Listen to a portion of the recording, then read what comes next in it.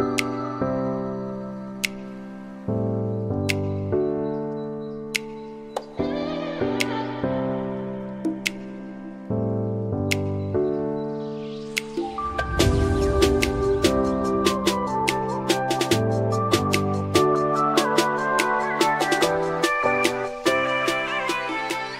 à tous! Bonjour! Alors aujourd'hui je suis très contente de vous retrouver pour une nouvelle vidéo. Nous sommes aujourd'hui avec Delphine de Cheval au Vert. C'est bien moi! Je te laisse Delphine te présenter. Oui, alors que dire, effectivement, donc on est deux dans Cheval au Vert, je suis l'un d'eux. Et donc Cheval au Vert en fait c'est une équipe de 2 ingénieurs agronomes spécialisés en gestion des prairies et en nutrition équine, et on accompagne en fait toutes sortes de projets, dont des projets comme le tien qui sont finalement en démarrage, on peut dire ça. Voilà, donc aujourd'hui en fait on se retrouve sur mon terrain. Vous avez déjà vu 2 vidéos en fait où j'explique un petit peu l'avancée de mon projet, l'avancée des constructions, etc.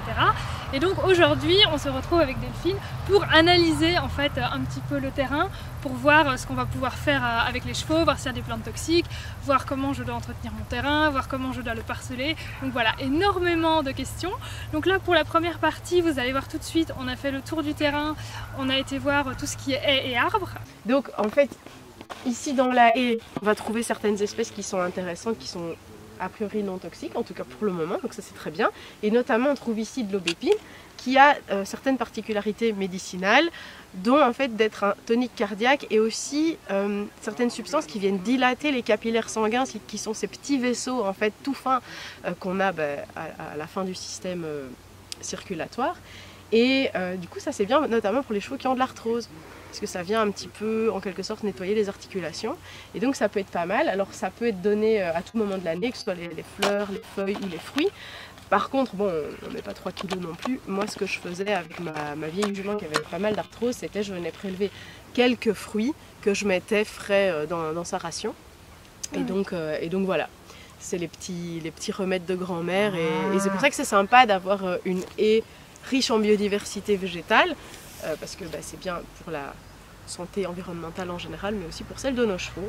Et donc leur laisser l'accès comme ça aux jeunes feuilles de ronces, aux feuilles d'aubépine.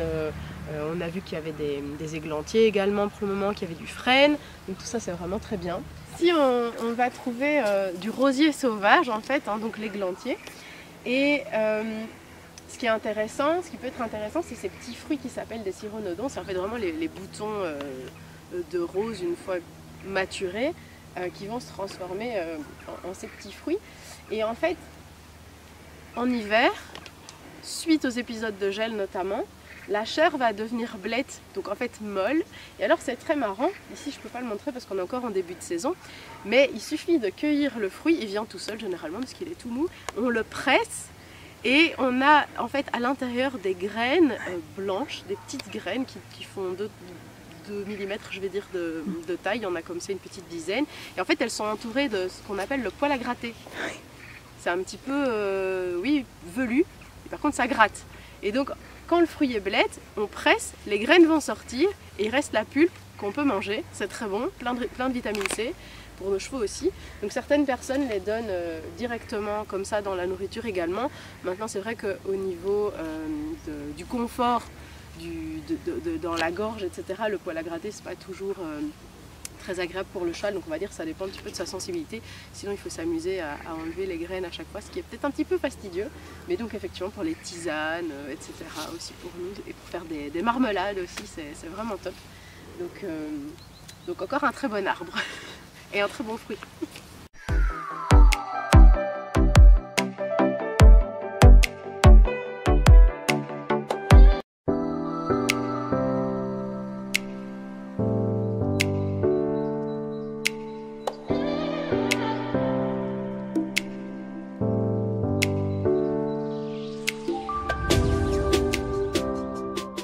Et on dit que souvent l'angle est plus ou moins de 90 degrés.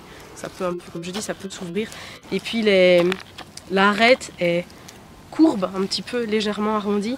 Et je dis toujours le 10 samar, enfin la partie graine en fait, à cette saison-ci, quand elle est mûre, elle est plus dodue aussi, elle est plus ronde.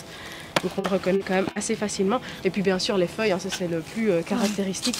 C'est C'est des feuilles qui sont très légèrement crénelées sur leur contour, qui ont ce côté aussi assez joufflu en fait. On voit vraiment, alors il ne faut pas se fier forcément aux taches, qui sont très fréquentes, des petites taches noires mais qui ne sont pas nécessaires pour que ce soit un érable sycomore. Et on voit bien, je vais la mettre ici, qu'on a ce côté, comme je dis, joufflu, avec ici des sinus qui sont en angle aigu, vraiment entre deux lobes, et vraiment le bord de la feuille qui est tout crénelé comme ça, tac tac tac. Ça c'est vraiment très typique. Et une fois qu'on a ça, on sait que c'est du sycomore. Alors là, il y a une petite surprise. Une petite surprise hein, au niveau des sycomores. Voilà. Voilà, on en a retrouvé quelques-uns. Voilà. Et c'était mieux de le voir avant qu'après. C'est ça. Compter combien, tu te souviens, à la louche 6 ou 7. Je pense qu'on était même oui, peut-être même au-dessus, à plusieurs petites dizaines. Mais effectivement, il y en avait pas mal qui... Alors il y avait les grands, faciles à repérer. Et puis il y avait aussi tous les jeunes, qui en fait sont des bébés vraisemblablement de ces grands arbres. Donc là, il va falloir essayer de trouver une solution pour ça, donc peut-être éventuellement de couper déjà ceux qui sont sur mon terrain, et voilà, après éventuellement de mettre des haies, on a dit. C'est ça, ça peut passer par des haies, brises sycomores, on va dire, qui empêchent en tout cas l'arrivée des samards. On va essayer de discuter avec les voisins, pour voir ce qui est possible de faire déjà. Sans se mettre trop la pression, puisqu'on a un petit peu de temps devant nous. Oui, c'est ça. Il n'y a encore aucune construction sur le terrain. Voilà. On en a encore pour environ 2 ans, je pense, pour que tout soit fait. Donc voilà, on a encore un peu de temps. Ensuite, on a regardé au niveau du sol les plantes qu'on avait. Donc du coup, qu'est-ce qu'on a trouvé? Donc on a vraiment... c'est très caractéristique. Hein. Il y a plusieurs éléments donc déjà les feuilles avec vraiment... c'est comme du velcro. Enfin, c'est un peu pustuleux, c'est un peu verruqueux. Assez découpé. De nouveau, ça dépend un petit peu de la génétique de la plante, ça dépend des conditions dans lesquelles elle a poussé. Elle peut avoir des looks différents. Comme la même famille que le pissenlit, mais on a une tige qui va être ramifiée. Pas beaucoup de fois, mais quelques fois. Ça peut être 2, 3 fois. Ici, c'est 3 fois. On a vraiment l'axe central et puis 1, 2, 3. Généralement, pas de feuilles sur cette tige. On a des petites écailles, comme ici, qui sont des espèces de mini-feuilles, qui peuvent parfois quand même se développer sur plusieurs centimètres. Ça va vraiment dépendre des conditions de richesse du sol et d'humidité notamment dans lesquelles la plante a poussé. Et puis on a le capitule qui a vraiment cette allure caractéristique un peu entre guillemets de pissenlit, avec quand on regarde le réceptacle, en fait l'involucre, on a vraiment des petites écailles qui se terminent par une pointe noir rougeâtre, en fait, c'est aussi très caractéristique. Effectivement, sur un terrain comme on voit ici, qui a été gratté, qui a été surpâturé et qui en plus est plutôt séchant, les rosettes des porcelles sont très faciles à reconnaître, hein, on les voit tac tac tac, il y en a un peu partout.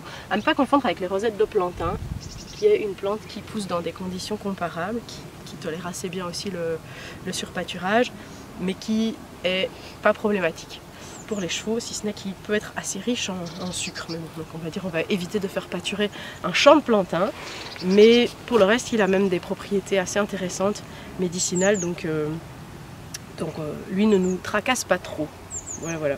Il faudrait laisser un petit peu le terrain se reposer et voir si les graminées, donc l'herbe entre guillemets, ne peut pas se rééquilibrer spontanément. Et si ce n'est pas le cas, on réfléchira à d'autres types d'interventions. Au niveau de ta prairie, effectivement, la strate herbacée, donc au niveau de l'herbe, était plutôt très belle. Entre autres raisons, parce que c'est une prairie qui actuellement est occupée par des bovins, qui pâturent de manière relativement harmonieuse, en tout cas jusqu'à présent. Donc on a plutôt une présence de plantes normale, entre guillemets, de prairie et non problématique. On a juste relevé quelques pieds de porcelle à un endroit, ce qui était assez normal en fait de trouver de la porcelle à cet endroit, puisqu'on était vraiment sur un coteau exposé sud, un coteau assez séchant, et donc un endroit plus maigre où la porcelle typiquement se plaît bien et arrive à jouer des coudes pour s'installer au détriment des bonnes graminées. Donc voilà ce qu'on a pu voir. Et puis au niveau effectivement de la strate ligneuse, donc des arbres, on a repéré 1 ou 2 chênes, assez facile à gérer, hein, juste vérifier que les chevaux n'aient pas accès aux glands, mais ça se gère aisément de manière générale. Puisque pour le reste de ta végétation ligneuse, tu as en fait pas mal de haies qui sont constituées de bonnes espèces, hein. On retrouve principalement de l'aubépine, de l'églantier, un peu de sorbier des oiseleurs aussi. Qu'est-ce que j'oublie? Pas mal de ronces aussi, mais donc voilà, plutôt tout ça non toxique et intéressant pour la biodiversité. C'est ça. Au niveau par contre du sol, on a vu que c'était un peu surpâturé, non? Que c'était limite... On arrive ici en fin de saison et c'est vrai que la parcelle a bien été exploitée par les vaches, donc tout ça, ça va être question de voir maintenant avec l'agriculteur à partir de quand il pense les retirer. Alors on a la chance d'arriver doucement sur le mois d'octobre puisque c'est demain en fait, et pour autant, comme vous le voyez, on a un magnifique soleil, il fait plutôt chaud. Donc ça c'est aussi plaisant pour les agriculteurs qui peuvent laisser les vaches plus longtemps dehors, mais la contrepartie c'est de tirer un peu plus sur la corde. Voilà. Donc maintenant nous nous retrouvons avec Arnaud, toujours de Cheval au Vert, pour parler plus précisément de l'entretien de ma prairie, si je dois mettre de l'engrais, si je dois herser, comment je dois préparer la venue des chevaux et comment ensuite après, une fois qu'ils sont là, je dois gérer un petit peu ça. Donc au niveau de la préparation, on va dire ici, comme Delphine l'a déjà dit, la flore est plutôt bonne, donc a priori le terrain semble quand même assez bien entretenu, plus qu'ici. Donc ce qui va pouvoir être utile, c'est déjà de faire une analyse de sol qui est un peu l'équivalent d'une prise de sang pour voir un peu dans quel état est le niveau de fertilité du sol. A priori plutôt bon, on est sur un sol ardennais assez classique, mais probablement un peu acide. Mais l'idée de cette analyse de sol, c'est justement de voir où on se situe. Pour, à partir de là, on va pouvoir réfléchir, est-ce qu'il faut mettre de l'engrais? Alors a priori ici, ça ne sera peut-être pas requis, en tout cas dans l'immédiat. Un point qui va être important, ça va être, comme j'ai parlé, le pH et plutôt la question des amendements calcaires, qui en fait n'est pas quelque chose qui nourrit les plantes, c'est plutôt quelque chose qui aide le sol à mieux fonctionner. Donc ça va déjà être souvent la première base et le point vraiment important.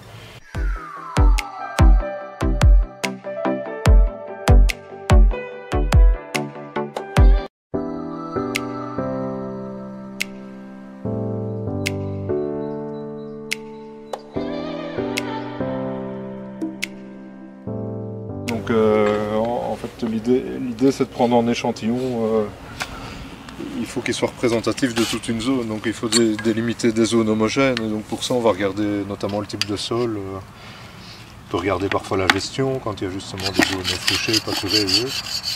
Bon, ici tout est géré pareil, par contre il y a deux types de sol, donc théoriquement je pourrais faire deux échantillons, mais en fait il y a un type de sol qui représente la grande majorité de la parcelle et l'autre type de sol, il est dans un coin, entre guillemets, et quasiment toute la surface c'est la zone où il va y avoir les écuries et ainsi de suite.